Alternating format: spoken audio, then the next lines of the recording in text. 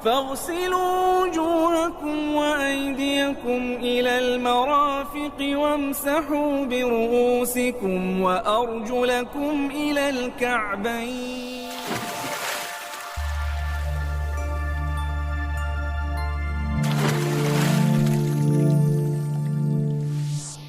Bismillahirrahmanirrahim. Teman-teman semua, kita melanjutkan dari part sebelumnya, masih membahas tentang tema wudhu. Tadi baru 2 poin dari pembahasan tentang bagaimana cara kita berkumur-kumur secara syariat dan hakikat, dilanjutkan ke bagian membasuh anggota tubuh bagian muka. Lanjut ke pembahasan yang selanjutnya dari tema wudhu itu, yaitu membasuh anggota badan yang lainnya. Pak Guru, Ya, tentang tangan juga yang harus kita basuh, tentunya membasuhnya secara syariat sudah orang-orang sudah pada mengerti seperti itu membasuhnya. Nah, untuk menjaga daripada melakukan perbuatan-perbuatan, katakanlah perbuatan yang tidak baik, apakah dengan menggunakan tangan, tentunya perbuatan tidak baiknya itu, apakah itu juga masuk ke dalam ranah berwudu secara hakikat? baik, tadi kita menjelaskan baru 2 ya. Baru 2. 2 antara mencuci bagian mulut dengan mencuci pada bagian mata pada tingkatan syariatnya dan juga pada tingkatan hakikatnya. Nah, kemudian tangan apakah bisa menjadi kebaikan atau keburukan, sudah barang tentu. Oleh karena itu tangan juga masuk suatu persyaratan yang harus dicuci kalau kita mau sholat, kan gitu. Cuci tangan tentu sampai sebatas sikut sini nih. Kalau bahasa Indonesia batas siku, saya panggil sikut. Dua belahnya. Nah, pada tingkatan syariatnya mungkin saja tangan kita mau berwudu ada debu, mau sholat ada debu, atau terkena kotoran yang lainnya yang kita nggak tahu. Nah, dia harus bersih, maka kita cuci dengan air.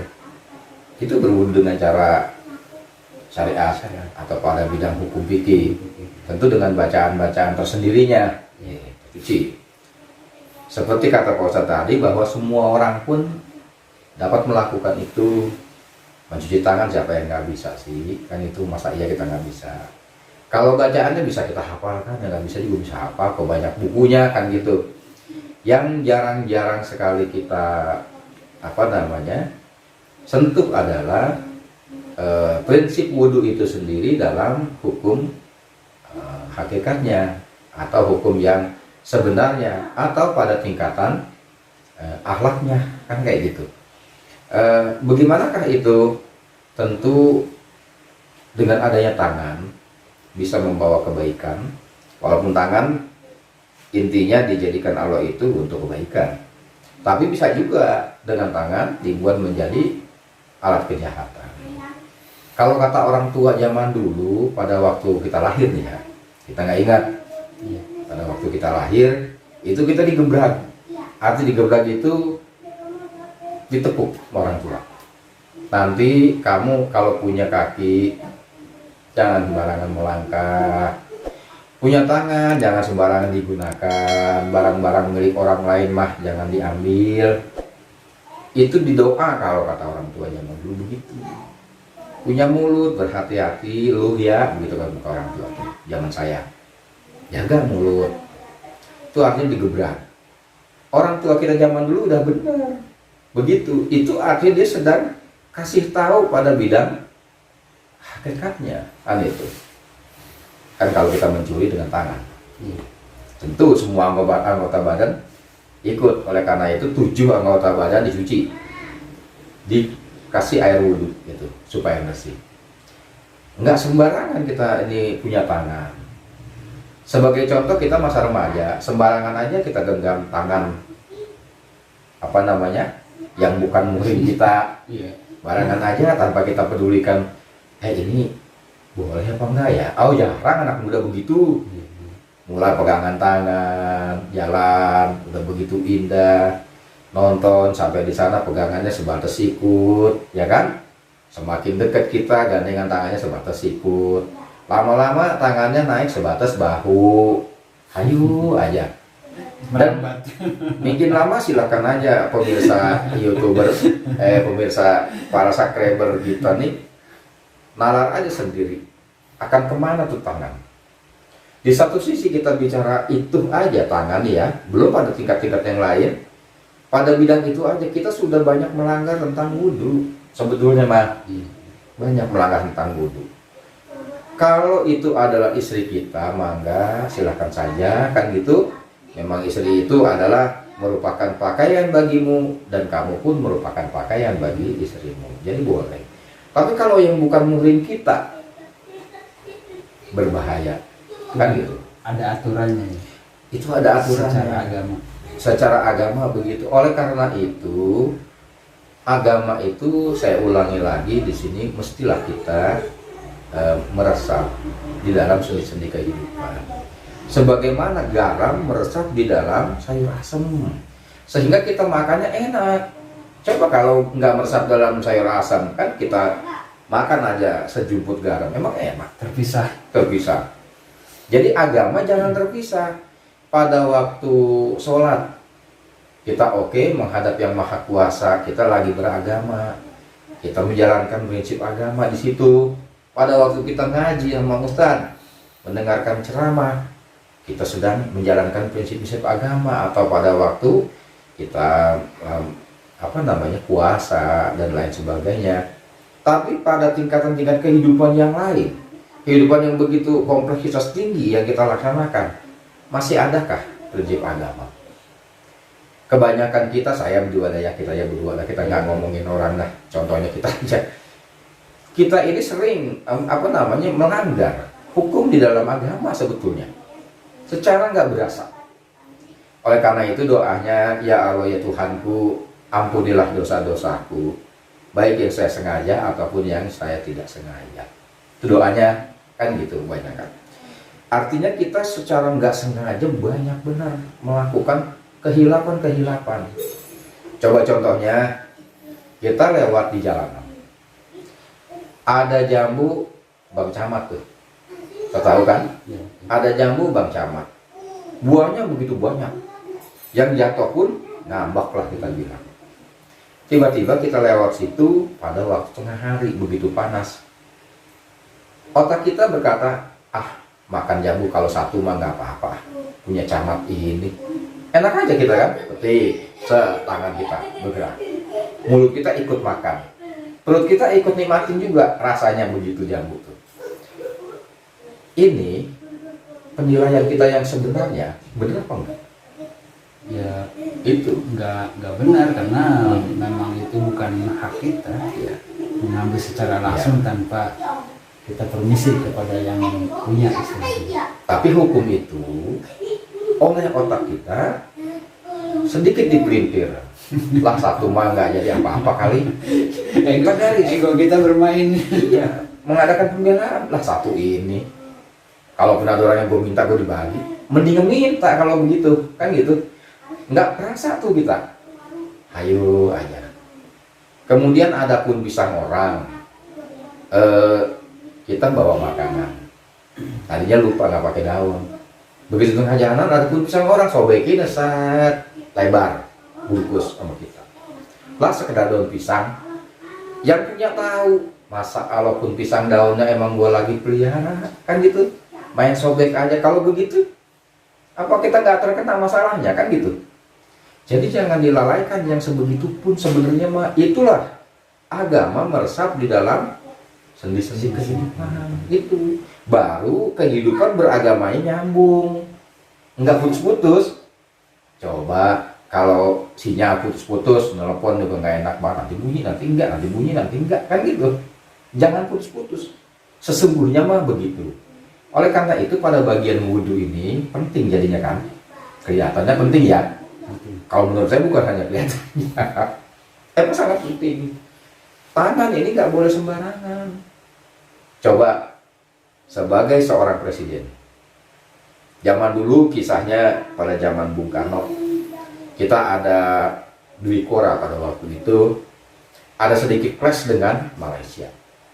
Pada waktu itu Malaysia dipimpin oleh Tengku Abdul Rahman, ini jauh banget nih, apa namanya contohnya. Ya. Pada waktu itu dipimpin oleh Tengku Abdul Rahman. Kita nggak sejalan dengan Malaysia. Apa kata Bung Karno? Karena dia seorang presiden, wajar-wajar saja dia berkata begitu. Serang Malaysia, ganyang Malaysia. Itu terkenal. Itu dengan tangannya, dengan telunjuknya. Terjadi perang, kan gitu. Walaupun pada waktu itu perangnya enggak sebegitu besar amat. Tapi dengan tangan dan mulutnya saja, itu sudah menggerakkan semua komponen di negara kita. Khususnya ABRI pada waktu itu. Walaupun pada waktu itu apa? Bukan ABRI kali ya. Ya kalau sekarang ABRI lah. RPKAD, apa? Ya pokoknya mah kesatuan perang kita lah. Bergerak ke sana. Cuman gara-gara tangan. Jadi tangan ini menentukan. Nah kemudian tangan juga adalah contoh yang paling baik. Kayak misalkan tentang adil. Adil itu seperti ini. Ada panjang bener, ada paling pendek. Tapi kalau kita pakai meraup, itu semuanya akan bekerja sama. Coba kalau panjang semua, nggak akan bisa meraup, nggak akan. Itu tangan. Gunakan tangan dengan baik, dengan filosofinya. Filosofi tangan itu, ini adalah keadilan, makanya perlu dicuci nih tangan, kan gitu. Menggunakan tangan nggak sembarangan, memerintah nggak sembarangan, seperti itu. Karena dengan tangan, tadi pertanyaan apakah bisa juga mencelakakan diri kita? Sangat bisa, sangat bisa. Hilap kita, kesalnya di sini, otaknya berpikir, jadi pembunuhan berencana. Kita tikam orang, nah itu jadi pembunuhan dengan tangan, begitu. Jadi berhati-hati kita dengan tangan ini, bisa membawa kecelakaan, juga bisa membawa keselamatan. Yang kita tuju adalah agar tangan kita membawa keselamatan dari prinsip wudu, tentang syariatnya menjadi bersih, tentang hakikatnya menjadi bersih hatinya, dan menjadi arah keselamatan. Itu tangan, ya. Kalau kita mau bahas lebih jauh banyak tentang tangan, cuman kita batasi saja seperti itu. Gambaran sekilas ya, nanti teman-teman di rumah silakan saja berimprovisasi dengan pemikiran apa yang bisa menjadi tangan kita ini menjadi alat buat menjadi kekotoran atau buat menjadi kebersihan untuk hati kita. Tapi semua itu berpulang kepada kita. Hidup itu adalah pilihan. Obrolan kita ini bukan untuk istilahnya mengokang orang supaya begitu, enggak. Bebas saja, hidup mah silahkan aja memilih. Tapi jalur hukum kayak gini. Kita pada waktu bicara hukum ya memang harus tegas. Tentang ke orang lain atau tentang ke diri kita sendiri atau ke saya, bebas kita memilih setelah dibeberkan. Hukumnya jelas. Itulah turun bahasanya, la ikrah hafiddin, tidak ada paksaan kalau dalam unsur agama. Itu dari tangan. Kemudian meningkat ke bagian kepala kali ya. Kepala kan dicuci juga nih. Ada yang dengan cara disapu langsung kepala tuh. Ada yang dengan cara dikeningnya begini. Ya. Sah aja yang begitu juga. Sah aja. Nah, apakah dominan juga tentang kepala? Oh, itu pusat. Kepala ini pusat. Kalau pada tingkatan syariatnya atau pada hukum fikihnya, ya kita cuci. Tentang rambut dibasuh kepalanya ini, kemudian di keningnya juga kita cuci. Tapi pada tingkatan pada bidang hakikatnya atau yang sebenarnya atau akhlaknya, kita mengerti bahwa pemikiran ini, otaknya yang kita sebut itu adalah pusatnya. Segala gerakan-gerakan itu bisa bersumber dari sini semua. Gitu. Memang ini yang menurunkan perintah-perintah. Ayo saya. Gitu. Boleh jadi otaknya itu, akalnya itu adalah merupakan setir untuk badannya. Kalau otaknya bilang nonton film dia kaki akan melangkah nonton film. Oleh karena itu kita harapkan otak kita dengan dicuci pakai air dia akan bersih kulitnya, tapi dengan diwudukan secara pada bidang hakikatnya akan bersih pemikirannya. Begitu. Orang yang bersih pemikirannya, dia jarang peduli kepada orang lain di dalam peduli dalam tanda kutip. Artinya dia nggak jahil kepada orang lain. Ya orang lain mau melakukan apa, dia nggak kesimak istilahnya dengan perilaku orang. Ya mah nggak saja, silakan saja. Toh itu adalah urusan orang. Bila ada orang bertanya, dia jawab selayaknya orang bertanya. Tapi dia menggunakan akalnya ini harus benar-benar dia kekang. Boleh nggak ya? Ini kita gunakan akal kita untuk di situ. Bagaimana cara? Itu adalah akal berjalan. Bagaimana caranya nih? Misalkan bagaimana cara membuat kurungan? Ini akal cepatnya berpikir, oh begitu, oh pakai bor, oh dibolongi, jaraknya juga ada kan gitu, sehingga jadi satu sangkar burung misalnya. Itu kan otak. Begitu juga kemana arahnya kita akan pergi. Pagi-pagi tentu kerja, otak kita udah otomatis merancangnya. Iya, merancangnya udah otomatis. Kalau dibarengi dengan hati yang bersih, suara hati yang bersih, otaknya juga bersih pemikirannya, insya Allah perilakunya akan bagus, perilakunya akan bersih. Kalau otaknya menjadi otak bendungan, artinya otak, kalau bendungan itu bisa tahu kan banyak kaleng, banyak kayu, banyak sampah plastik, artinya ngeres. Ya otak kita nggak biarkan menjadi ngeres, walaupun mungkin saya juga masih ngeres nih otaknya, susah otak mah. Jadi kita mengaku gitu ya. Tapi kita berupaya agar otak kita itu nggak menjadi semacam otak bendungan. Ini ada, itu ada, yang merah ada, yang putih ada, yang hitam ada. Tempat menampung tempat menampung segala macam ini itu. Belum apa-apa dia udah merancang. Apalagi zaman remaja, bagaimana caranya mendapatkan seorang gadis itu ya. Sehingga dengan pemikirannya dia bisa bertindak ke dukun. Tuh begitu. Kalau zaman dulu bahasanya dipelet itu orang. Malah saking otaknya menginginkan begitu, berpikir kayak gitu. Itu berawal dari otak. Dan ini padahal otak ini adalah suatu keistimewaan luar biasa dari Allah Subhanahu wa Ta'ala. Dia menjadikan otak seperti itu. Kalau kita lihat bagian otak yang orang-orang sebut polo, istilahnya, ya putih saja dengan warna kayak begitu kok. Tapi pada waktu dia dijalankan sebagai pemikiran, pada zaman dulu Hiroshima dan Nagasaki dibom atom, sehingga Jepang menyerah pada waktu itu. Itu orang Amerika dari suku Yahudi yang memang membuat bom atom itu dengan pemikirannya. Kan luar biasa kan dengan pemikirannya tuh, bisa seperti itu. Orang merancang kehidupan dunia ini dengan pemikirannya. Itu semua disetir dengan pemikirannya. Kalau ini pemikirannya sudah diwudukan semua, wudu secara bidang hakikatnya, bukan hanya bidang syariatnya, saya kira menjadi bagus. Tapi juga kita nggak akan menjamin dan kita nggak akan bisa mengharapkan semua orang begitu. Kehidupan ini ada panas, ada dingin, ada siang, ada malam, ada sehat, ada sakit, semua berguna seperti itu. Dan kita memaknai kehidupan itu adalah bebas memilih. Silakan aja mau pilih yang kayak gimana. Itu diantara maknanya, apa nyangkut apa enggak penjelasan itu secara untuk otak wudhu pada bidang hakikatnya. Ya, kalau pada bidang syariatnya memang dicuci nih. Kalau kotor banget, ya junub kita, mandi junub sebutnya kan, ramas tuh. Habis itu kita wudhu. Tapi pada bidang hakikatnya jaga pemikiran kita supaya jangan goyah kemana-mana, menjurus aja itu. Jangan ngayap kemana-mana.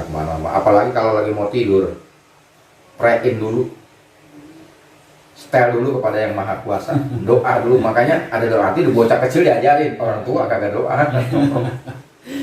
Tuh kira-kira kayak gitu satu. Jadi ini sebelum tidur kita harus jangan memikirkan lagi unsur-unsur dunia ya, istirahat, full istirahat lah. Berwudu dah. secara hakikatnya. Boleh berpikir pada bagian-bagian tentang kuasanya Allah, silahkan saja berpikir ke arah itu. Tapi alangkah nggak nyamannya kalau kita tidur, kaki kita tumpangkan seperti itu di kaki yang satunya, tangannya berada di bawah kepala, matanya ngedap-ngedip kayak saya, otaknya lagi kemana coba? Liar kemana-mana. Bagaimana caranya? Besoknya ada lomba mancing ini 300.000, hadiahnya lumayan, tapi uangnya mah belum punya. Hayu aja begitu. Itu kalau suara hati orang kedengaran berisik ya. Padahal dia lagi tidur, lagi mau tidur, itu berisik. Prein dulu, mesinnya matiin dulu sejenak, kita mau ngaso. Ya makanya kita berdoa bagi yang kagak bisa doa tidur seperti anak kecil, masa yang nggak bisa apa. Boleh saja doa pakai bahasa Indonesia. Ya Allah ya Tuhanku yang maha mengatur alam ini, saya mau tidur, alhamdulillah malam engkau gulirkan. Tadi siang saya mencari karuniamu, mencari rezekimu, saya bersyukur tentang itu. Hari ini saya mau tidur, semoga tidur saya ini adalah menjadi tidur yang barokah, amin ya rabbal alamin. Bismillahirrahmanirrahim, tidur loh. Mudah-mudahan bisa tidur. Tapi kalau kantong ada isinya tidur. Jadi seperti tadi misalnya kita sebelum tidur itu masih ada hayalan kesana kemari tentang mancing misalnya, kayak tadi sedikit disinggung, itu hayalan-hayalan yang seperti itu bisa menjadi kekotoran bagi jiwa, bisa, bagi ruh. Bisa. Saat itu dia belum punya uang, ya kan?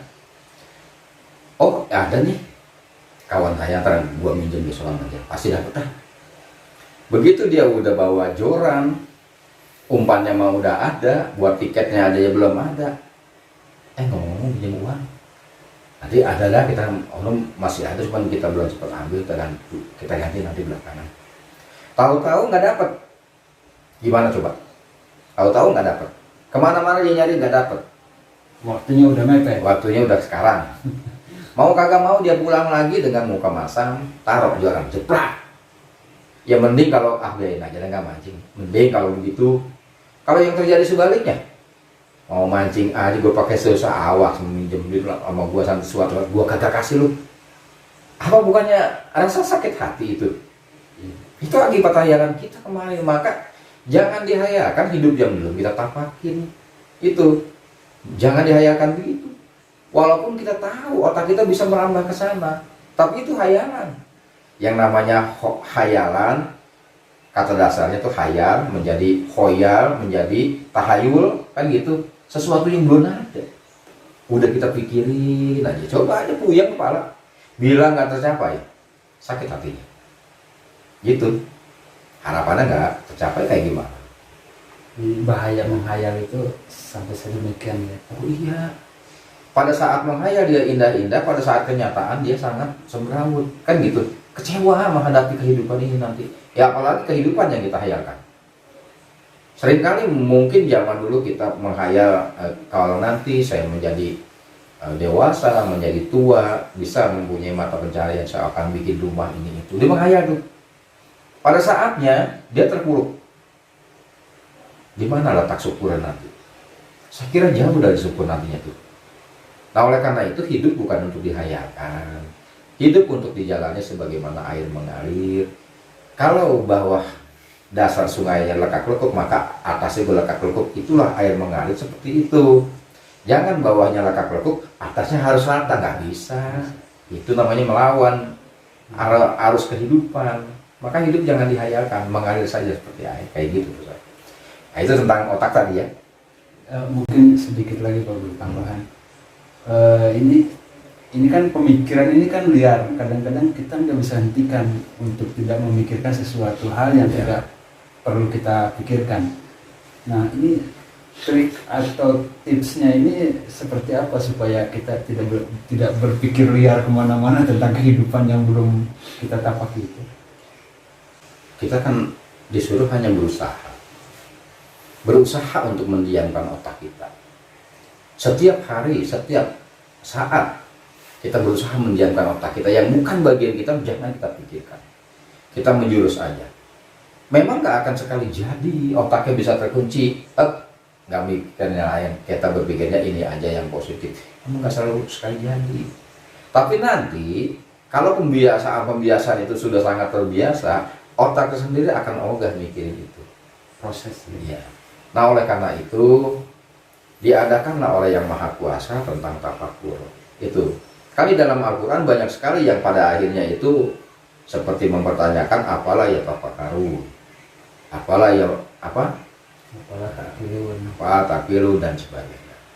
Apakah kamu tidak bisa lama berpikir ya? Apakah kamu tidak tafakur? Nah, Yang Maha Kuasa ini sudah mengisyaratkan, silakan saja alam ini kita tafakuri, boleh silakan saja dengan alam ini. Itu artinya dipakai wudhu tuh. Wudhunya ada kalau gitu. Wudhunya lurus, benar? Iya, wudhunya ada lah, nggak batal. Kalau ini kita pakai tafakur. Coba contohnya gini aja Ustaz. Ikan. Kita hanya ngempanin aja, menjalankan kewajiban kita. Sebulan, 2 bulan, 3 bulan, 5 bulan, ikan bawal kita gede, besar. Apa kita yang membesarkan itu? Itu ternyata Allah yang membesarkannya. Kita hanya tugas segitu aja. Merawat aja ya.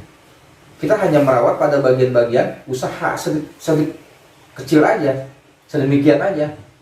Tapi menjadi besar ikannya, nambah dagingnya. Emang dikira Pak Ustadz yang nambahin itu? Kan bukan kita. Itu adalah Allah. Nah, ketemu dari titik itu tafakur sampai kepada Yang Maha Kuasa. Untuk taraf berpikirnya, bukan batinnya. Untuk taraf berpikir. Silakan saja yang lain juga begitu. Pada waktu hujan terjadi, tentu daya nalar kita bisa dong kita arahkan ke situ. Memang otak ini yang liar kita paksa untuk situ, untuk tafakur. Kita paksa otak kita ini. Pikirkan tentang hujan. Apa jadinya kalau nggak hujan-hujan? Apa jadinya kalau hujannya juga berlebihan? Kita menerapkan suasana batinnya kita di keadaan itu, antara banyak hujan dan tidak ada hujan, bagaimana menyikapi itu?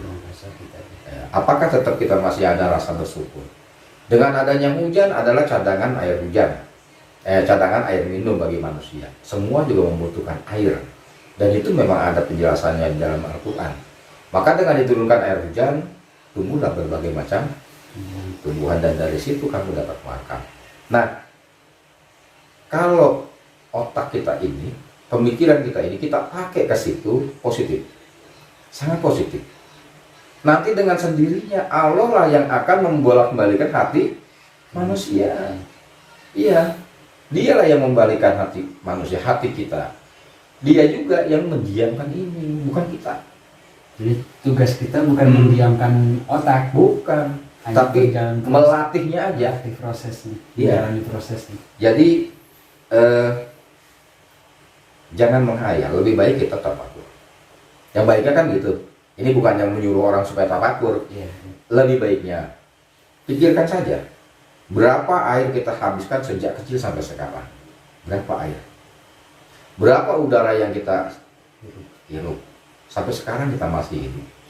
Apakah Allahnya menagih kepada kita? Dan itu gratis ya. Itu gratis. Setiap hari. Setiap hari. Gratis keadaannya. Coba kita pikirkan itu. Kan positif. Barangkali kita secara hakikatnya juga lebih dekat kepada Yang Maha Kuasa jadinya.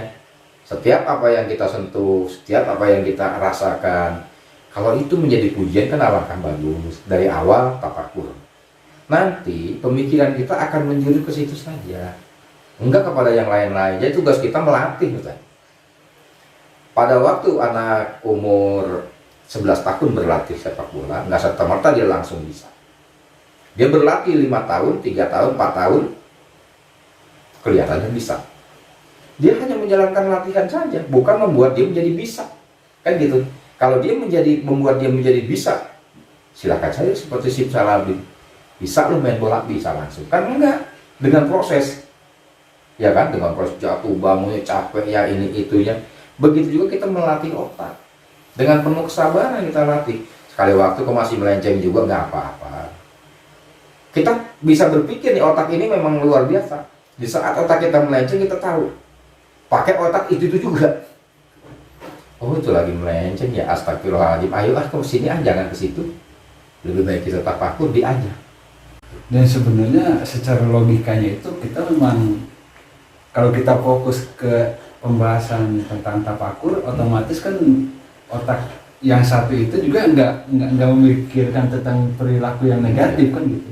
Ke bawah ke situ semua. Ke bawah ke situ semua. Jadi gini, kalau kita di sini ada layar film, di sini juga ada layar film. Di sini film India ada 2 layar lah ya. Iya. Sini film India 1 layarnya. Di sana film koboi. Kita sedang melihatnya film India saja. Hayu aja sedang melihat film India. Apakah film koboi yang bisa kita cerita besoknya? Enggak. Kita nggak akan bisa cerita film koboi. Kata teman kita, film koboi hebat banget. Oh, semua India yang hebat mah. Gitu. Itu artinya kalau otak kita, akal kita ini dengan segenap pemikiran kita alihkan pada pemikiran ke situ, ke satu titik lah istilahnya, pemikiran, tafakur lah bahasanya. Ini nggak akan ikut-ikutan, nggak terpandang oleh pemikiran kita. Oleh karena itu tafakur ini adalah melatih kita untuk selalu berpikir positif aja, gitu. Selalu melatih kita juga untuk nggak liar pemikirannya. Nanti pada masanya sampai perjuangan kita, Allahnya berikan hadiah kepada kita, hidayah kepada kita, nih otaknya bisa diem, ya nggak mikir lagi yang negatif. Hidup ini kan Allah yang merawatnya. Kenapa kita nggak yakin ke situ kan gitu? Nih jauh banget nih bahas saja. Ini otaknya yang dicuci tadi, kembali lagi tentang wudhunya ya. Baik tentang lagi wudhunya, itulah apa namanya, tentang kepala yang harus kita cuci. Kepala yang harus kita bersihkan dari pemikiran yang kotor. Kan kayak gitu. Jadi makna wudhunya ada 2, bukan hanya ada 1. Satu pada tingkatan syariat atau hukumnya fikih ya. Satu lagi pada tingkatan hakikat atau hukumnya secara tasawuf mungkin orang bilang ya, atau kita penjelmaannya ke dalam kehidupan itu secara akhlaknya. Barangkali untuk 2 anggota badan tadi yang kita bahas antara tangan dengan kepala nih ya, itu Pak Ustaz. Ya demikian teman-teman, lanjutan dari bagian yang sebelumnya yang barusan kita bahas adalah tentang bagian daripada membasuh kepala dan juga membasuh tangan secara hakikatnya. Dan mudah-mudahan dengan pembahasan yang disampaikan Pak Guru ini kita bisa merefleksikan di dalam kehidupan sehari-hari supaya pemikiran kita, otak kita tidak dibiarkan memikirkan hal-hal yang bisa malah bukan untuk keselamatan kita, tetapi akhirnya bisa menjadi sumber malapetaka buat kehidupan kita sehari-hari. Semoga kita terhindar daripada itu. Demikian pembahasannya. Wassalamualaikum warahmatullahi wabarakatuh. Waalaikumsalam warahmatullahi wabarakatuh. Nanti kita lanjut ke bagian selanjutnya, ke part berikutnya setelah yang satu ini.